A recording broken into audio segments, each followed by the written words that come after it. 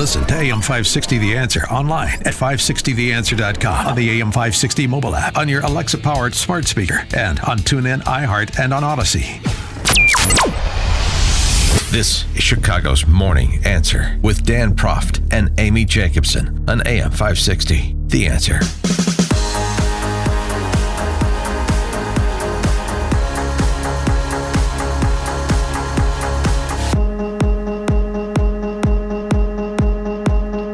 Top of the morning, Dan and Amy, on this Martin Luther King Day.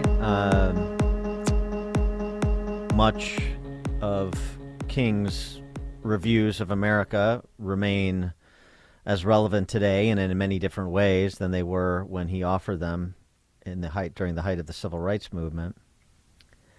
Something that he said in his last public address at Mason Temple in Memphis, Tennessee, his I've Been to the Mountaintop address. Particularly salient in my view.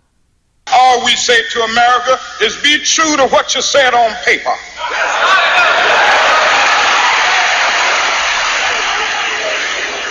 If I lived in China or even Russia or any totalitarian country, maybe I could understand some of these illegal injunctions.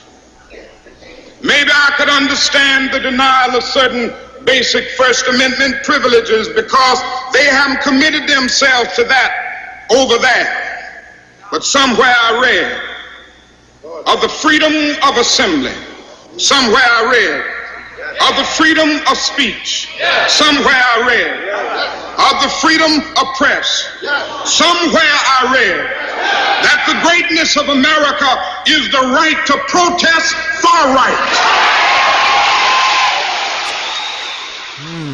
And so the freedoms that are enshrined in the founding documents but are hard-won and preserved in practice, well, those battles continue today. I would argue much less across racial lines than ideological ones. And you have the left, as we mentioned earlier in the program, the irony of the left full-throated embrace of the FBI and all that it does. The same FBI that they would rightly have protested in the 60s when they were improperly surveilling Martin Luther King and infringing upon the rights of civil rights leaders. Same excesses that gave rise to the Church Committee, which we discussed as well. But as long as the target is appropriate politically, then the ends justify the means. That seems to be the order of the day. And now, in addition to the racial prism, you have the gender identity prism that has taken hold. And that's the standard of analysis that needs to be applied in determining who is oppressed and who is oppressor. And so you have moments like this one, 17-year-old Rebecca Phillips. She went to the YMCA in Santee, California, I guess where she lives and works. And she relayed what happened to the village board there, the Santee City Council, wanting them to do something about YMCA policy. Well, that's not going to happen, and you'll understand why when you hear what happened to her. Good evening, council members and residents of Santee behind me. My name is Rebecca Phillips, and I'm 17 years old. I am not a resident of Santee, but I am employed at a local restaurant, the Omelet Factory, and I work out regularly at the Santee YMCA. Just 2 weeks ago, after finishing my shift at my job, I went to the gym to swim laps. As I was showering after my workout, I saw a naked male in the women's locker room.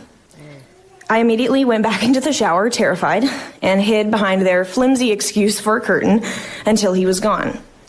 I ran into a bathroom stall to change as quickly as I could, organizing my thoughts to share with the people at the front desk. As I did so, I could only think of my 5-year-old sister, who I bring to this gym during the summer to enjoy their water slides. This is the YMCA, where hundreds of children spend their summer afternoons in child care camps. This is the YMCA where my little sister took gymnastics lessons. The locker room was supposed to be her safe haven to gossip with her friends and shower and change. When I asked the YMCA management what their policy was regarding transgenders, they confirmed that the man that I saw was indeed allowed to shower wherever he pleased. As long as you are not a red flag on Megan's Law, the California Sex Offender Registry, a grown male can shower alongside a teenage girl at your YMCA location here in Santee. I was made to feel as though I had done something wrong when I talked to people at the YMCA. Somehow, the indecent exposure of a male to a female minor was an inconvenience to them. When my dad spoke to the sheriff's office, they told him that he should never allow me to shower there ever again. The YMCA wouldn't let my father speak to the manager of the Santee branch. After waiting several days, he finally received a call from Terry Moss, who is the director of membership for San Diego County.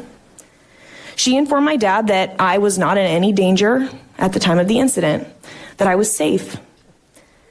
But I ask you this. I'm assuming all of you either have a wife, a sister, daughters, or granddaughters, or are a woman yourself. Could you knowingly send an underage girl into a room where there was a naked male and say that she was not in danger, that she was safe, or more importantly, that this was right? Yeah, the Young Men's Christian Association, or the YWCA Young Women's Christian Association. Right. We had this too, the oppressor and the oppressed. Have you seen the new owner of the Miss Universe pageant? Yeah, I did. Jacka Fong Jakrajuatitip or something like that. Yes, and he was so excited to let everybody know that Miss Universe pageant is owned by women now. Is it? Yeah, women like this dude. The Miss Universe organization from now on is going to be ran by women, owned by trans women, for all women.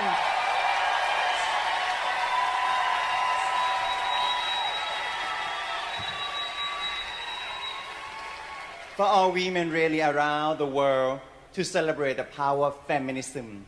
Yeah. Celebrate the power of feminism. Some second and third wave feminists may have an issue with that, but hey, I understand those are just TERFs, the trans exclusionary types. Just like the awfuls that are the great vanguard, the effluent white female leftists, the vanguard of uplifting black and other minority families too. Golly, gee, the identitarian politics. If I was one of these supposed beneficiaries of identity politics, I don't know. I'd ask some of these self-appointed spokespeople to sit down, but that's me. You know, I'm a little persnickety that way. For more on all things identity politics related, across race and across gender in particular, pleased to be joined by our friend Will Reilly again. Will is a poli-sci professor at Kentucky State University, author of Hate Crime Hoax, How the Left is Selling a Fake Race War. Will, thanks for joining us again. Appreciate it. Always glad to be back on the show.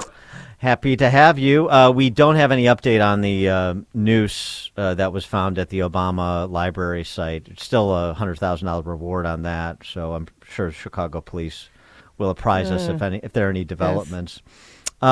But just beginning with race, since it is Martin Luther King Day, and reflecting on that, and since you wrote a book about the left selling a fake race war, how would you describe black-white race relations in this country in 2023? Well, I think there are two levels there. So, I mean, first of all, yeah, I wrote the book Hate Crime Hoax, and I think that that's probably what's going to turn out to be the case with the Obama Center Noose, the legendary Noose. Since we last talked, the bomb threats made to historically black colleges, which were attributed to white supremacists, this kind of thing, turned out to be the work of kind of one stoner kid in his parents' basement. They've been tracked down to one minor suspect, according to my contact at the FBI. And nobody knows what race he is. The agents that are working that case won't release the data, whatever that might mean. So, I mean, very, very often we don't have the Klan in downtown Chicago actually hanging gee ropes from presidential museums. And in fact, you might just suspect people use rope on construction sites. But in terms of race relations close to in MAGA America, country, though. Yeah, that library is close to MAGA country in Streeterville. So yeah. Yeah, and I used to actually live around there in my country, Chicago's young professional neighborhood. That's a real Trump land over there. Yeah, right. All those MAGA hats. I mean, it's hard to keep track of it. Yeah. It's probably a 30% minority, 10% gay over there, and the young. But at any rate,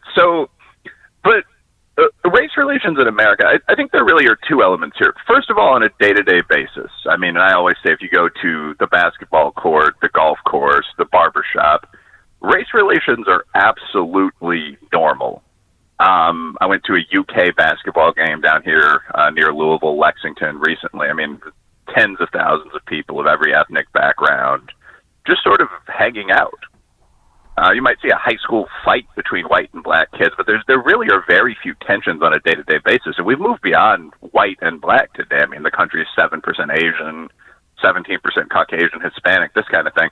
So I think there's that in reality. You see that in the Army as well. You see that in varsity athletics.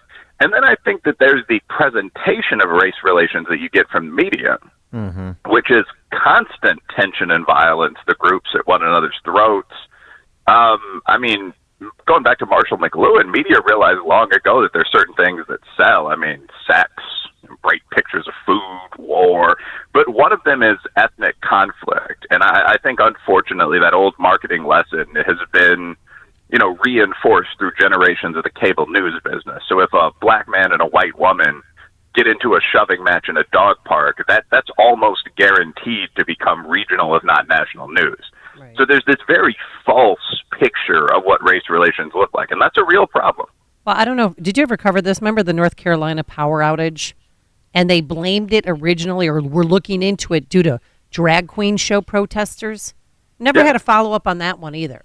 And I tweeted that out, NBC News, saying, they think that it's one of these people who protested this drag queen show downtown in some small town in North Carolina. Yeah, this is actually the sort of, I mean, and again, this is what inspired the book. I noticed that a whole bunch of these claims, whether you're talking about, Yasmin Saweed, the torn hijab on the 6 over there in New York, Jussie Smollett, right back home in Chicago, Covington Catholic, where I live now, most of these claims just turned out not to be real. And yeah, in the drag queen context, there's been this whole quote unquote groomer debate about what's appropriate to expose kids to. And so you've been seeing these fist fights, frankly, these confrontations between Black Bloc Antifa fighters and, sort of tough parent types at what are called family-friendly drag shows. And this itself is kind of a ridiculous sideshow, in my opinion. Don't bring your 6-year-old to a drag show. But someone claimed that this had gone much further. One of the groups, I assume they probably blame the conservatives, had shot up a power station. And this was what was responsible for a major power outage. And yeah, you're right. That turned out not to be the case. That was apparently just a claim that was made in the media, maybe to the police. There was no connection at all between an attack on a power station and drag. So this is pretty frequent, actually, and it's again one of these sort of weird phenomena where we think there's constant negative conflict and violence in the country, but a great deal of that is the result of media overfocus, and not a little bit of it is the result of actual hoaxing. Well, and political activists that are trying to move the flag. And so, this is the whole solidarity and marginality play that the left makes, and the new mascot are the trans individuals. And so you have the endless stream of allegedly depressing stats about the incidents of trans people being victims of violence, which are cooked up numbers, and so on and so forth. And this sort of has replaced race as the cause celeb for white leftist women in the suburbs. Yeah, well, that first of all, one point there that is fairly deep is if you look at financial donations, who often controls the pocketbook in the home, and if you certainly look at the people most likely to endorse specific things, like the use of the term Latinx or Latine for Spanish guy, Latino, whatever else you might have said before. That's very much driven by this specific group, which is white, upper middle to low upper class, college educated, left leaning women. So yeah, that is very much the case. And the idea that there's sort of, what you say, solidarity and marginalization or something, I mean, that also is a character. Now, to some extent, we have this on the right as well. There's really not much that, Don Jr., who looks like a fun guy to have a couple whiskeys with, and like the Reverend Falwell have in common. But on the left, this is even more extreme, in that the idea is what you have is a coalition of all the groups in the country that currently feel somewhat oppressed against the man or the system or whatever. And without that understanding, which not many people have outside of the media or political science, there's not really much that holds together, say, the trans movement and the Christian black community or something like that. Right. No, but right. But this solidarity and marginality, this is purposeful, and because the man, which is the left, who controls all these institutions, is constantly telling people how oppressed they are, because they understand that's part of the rich tapestry of their governing coalition if they're going to have one. Well, yeah, the idea is that there are these endless forms of oppression. So what would it be? Transphobia, but then there's racism, there's sexism, there's cis-sexism, heterosexism, post-colonialism. So the idea is that perhaps one by one, these groups would be minorities, but combined, these groups make up, it would actually be something like 270% of society, but these groups make up a winning coalition. And again, the problem, if I were thinking as a GOP strategist, the problem is that these groups have absolutely nothing in common. I mean, there's nothing that unifies trans women, who are men who believe that they are women, and traditional, without any insult, the definition, and traditional third-wave feminists who are strong women who want to compete with men in the business world. I mean, there's nothing really there that is a unifier, and that's why it seems to someone of our generation who's maybe been in a dating relationship with a traditional feminist, it seems so bizarre to see someone who is male and was a successful male businessman before admitting that they have a taste called autogynephilia, standing up and saying, well, I am the first female hit of the Miss Universe pageant. I mean, the reaction is sort of, well, are you now? But at any rate, the idea is bringing all these groups together and bringing them together against basically us, or maybe just you, but the people in suits that are seen as running society. Barack Obama once referred to this as the coalition of the fringes. Right. Yeah. Seen as running society. So I mean, this is the great trick they pull off, is that they get those that they're describing as oppressors to fold in with them so that they can be absolved of their sins of oppression. And this is how you become, what's the word, allied with these marginalized populations. Now you're a good person again. Yeah, and the thing that's important for people to realize, especially those people in your audience that might be more inclined to the milk of human kindness that I am myself, is that this is all politically strategic. I mean, right now the average income for black Americans has come within 10 or 15% of that for whites before you adjust for age. Asians make 17% more than whites. There actually isn't a great deal of oppression in the United States. So in 2023, it's not like the coalition of the fringes is actually fighting against a China-style genocide or something like that. This is just a political tactic. But yeah, the goal is to bring as many of these groups together as possible into a winning electoral coalition by presenting themselves as, resistance fighters. The other thing about this, which you touched on earlier, which is kind of funny, is that this group, that kind of, mainstream American left to the center left, actually controls most of the institutions. I mean, right now they've got the president. They usually have the House of Representatives. But more than that, I mean, that's the group that entirely dominates, academia, mass media.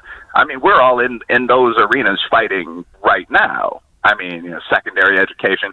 So it's really an interesting and almost cool trick from the opponent's side to be able to control the printing presses that put out the book that says you're a victim.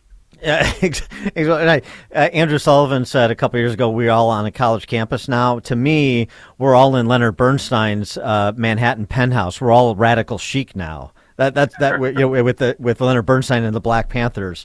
Will Reilly, Associate Professor of Poli-Sci, Kentucky State University, author of Hate Crime Hoax, How the Left is Selling a Fake Race War. Will, thanks as always. Appreciate it. Thanks a lot. Thanks for having me on. Bye. Thank you. And he joined us on our turnkey.pro answer line. Before you see it on TV, share it on Facebook, or read about it in the paper, hear it here first. This is Chicago's Morning Answer on AM 560. The Answer. Rick Borick, host of Unleash Your Wealth, talks about the importance of tax planning in retirement. A qualified financial planner can take you through all the steps to show you every single legal way you can use to reduce and minimize your state income taxes across the board so that, again, you keep more of your money and your family keeps more of your money. Unleash Your Wealth, Saturday at 7 a.m. and our new time at 2 p.m. here on AM 560, The Answer. Attention entrepreneurs and growth-oriented individuals looking to learn. Multimillionaire venture capitalist John Sarasani is helping the masses with his podcast that focuses on the business community. No longer do you need to sit at work each day waiting for your cost of living to go up 3% annually. Instead, give yourself a 2,000% raise and go to work for yourself. Get all the info at 2000percentraise.com. where John shares his entertaining insight and features successful business owners, celebrities, and investor guests like Tracy Tudor from Bravo's $1 Million Listing, Darren Rovell from ESPN and Action Sports Network, and multimillionaire bodybuilding.com founder Ryan DeLuca. Go to 2000percentraise.com, get on the email list, and find podcast links, or search for 2000% Raise on Apple, Spotify, Amazon, or any major podcast platform. Follow at John Sarasani on TikTok and Instagram for some quick clips of the business lessons he teaches. New informative content every week. Visit 2000percentraise.com today and start working for yourself. Are you a driver of a Ford PowerStroke diesel engine? Tired of taking your Ford PowerStroke diesel in to be misdiagnosed or paying for repairs that don't fix the problem? Well, bring your vehicle to the diesel headquarters, Remke's Garage. The shop is equipped with state-of-the-art diagnostic equipment and highly trained technicians. Take it to the experts. Take it to Remke's Garage. Remke's Garage specializes in Ford PowerStroke, Chevy Duramax, Dodge Cummins, Mercedes Sprinter, and Isuzu diesel engines and transmission repairs.